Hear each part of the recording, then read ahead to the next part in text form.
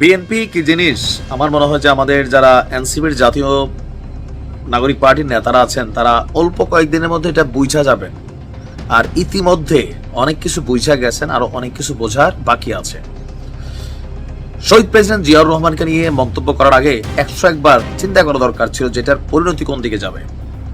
আপনি দলটির একদম যিনি প্রধান আছেন তাকে নিয়ে একটা মন্তব্য করার পরে, বা ওই একটা ছাত্র দলের ব্যানার ধরার জন্য 6 জন লোক ছিল না, বেগম খালেদা জিয়া আজকে মুক্ত বাতাসে ঘুরতেছে এদের জন্যই, তারপর হচ্ছে একটা বালুর ট্রাক সরাইতে পারে নাই, এরা এসে কথা বলে। এই যে বক্তব্যগুলা আপনারা দিচ্ছেন, স্বাভাবিকভাবে মুখে মুখে বিএনপি নেতারা যত সুন্দর কথা হোক, অন্তরে প্রতিদিন 3-4 বার এরকম আদর করে।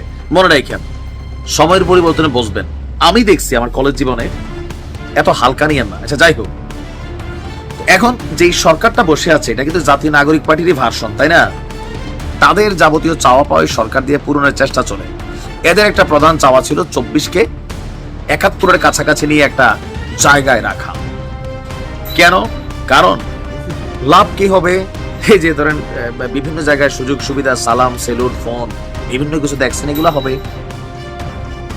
যারা মানে আজীবন একটা দাম পাবেন এরকম, মানে 1971-এর যেই মুক্তিযুদ্ধ আর 24কে নিয়ে এরা গোলায় ফেলতেছে। আর এই গোলানোর কাজটা করতেছে কারা? যারা রাষ্ট্রের 7 মাস সময় ধরে টাকা পয়সা খাইয়া সংস্কারের জন্য কাজ করছেন, তারা সংস্কার কমিশন মানে জাতীয় ঐকমত্য কমিশনের কাছে সংস্কার সংক্রান্ত আপনার যেই বেশ কিছু জিনিস প্রকাশ হয়েছে সেখানে গিয়ে বিএনপি তাদের রিয়াকশন দিচ্ছে। এখানে মেইন রিয়াকশন কোনটা? বাংলাদেশ রাষ্ট্রের নাম পরিবর্তন। এটাও এনসিপির নেতাদের চাওয়া, যে মাহফুজ, তারপর হচ্ছে এই আসিফরা, তাদের সবারই চাওয়া বাংলাদেশের রাষ্ট্র নাম জনগণতান্ত্রিক এরকম দিয়ে আসবে। কিন্তু বিএনপি মনে করছে এটা দরকার নাই।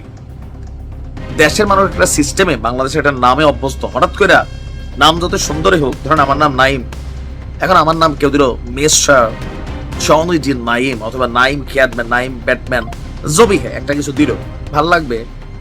আমার ভাল লাগবে না, আপনারও লাগবে না। আপনার নাম আবুল হইলেও আব্বা আম্মা আবুল রাখছে, জনগণ আপনার আবুল চিনে, আপনি এটাতে খুশি, রাইট?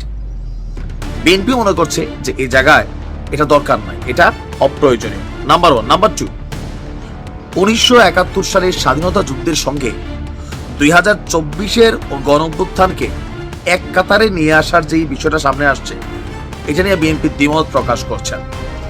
দলটির স্থায়ী কমিটির সদস্যরা গতকালকে নানান বক্তব্য দিয়েছেন। সেই বক্তব্যে আমরা দেখছি যে আপনার সালাউদ্দিন বলছেন 5টি সংস্কার কমিশনের প্রতিবেদনের উপর তারা যে স্প্রেডশিট আমাদের দিয়েছিলেন তার উপর আমরা বিএনপি থেকে মতামত দিয়েছি। তো ওনার বক্তব্য কি?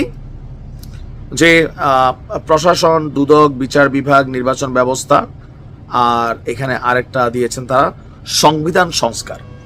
আমি সংবিধান সংস্কার ইস্যুটা আনি, এটাও ছাত্রদের খুব একটা ইচ্ছা। গণপরিষদ নির্বাচন, এখন বেসিক্যালি গণপরিষদ নির্বাচনটা হয় যখন একটা রাষ্ট্রের জন্ম হয়, সেই রাষ্ট্রের সংবিধান থাকে না, সরকার থাকে না, তখন একটা নির্বাচন হয়ে একটা সরকার গঠিত হয় অথবা একটা সংবিধান তৈরি হয়। বিএনপি মনে করছে আজাইরা জিনিসের দরকার নাই। নাম্বার 1। নাম্বার 2, সংবিধানে যে বিষয়টি থাকার কথা ছিল সেটা তারা উল্লেখ করেনি। সংবিধানের প্রথম পৃষ্ঠাকে পুরোপুরি সংশোধনের প্রস্তাব আসছে, অনেকটা রিরাইটের মতন, যেখানে 71 সালের স্বাধীনতার সাথে 24-এর অভ্যুত্থানকে এক কাতারে নিয়ে আসা হয়েছে।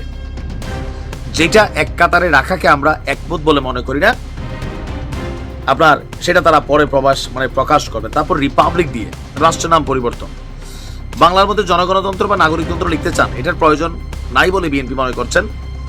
মৌলিক অধিকার বা মূলনীতির ক্ষেত্রে ব্যাপক পরিবর্তনের কথা বলেছেন, কিন্তু আমরা প্রস্তাব করছি সংবিধানের যেসব ধারা রয়েছে তার মধ্যেই স্টেক হোল্ডারদের সাথে আলোচনা করে মূলনীতি ক্ষেত্রে সংশোধনী আনা যায়।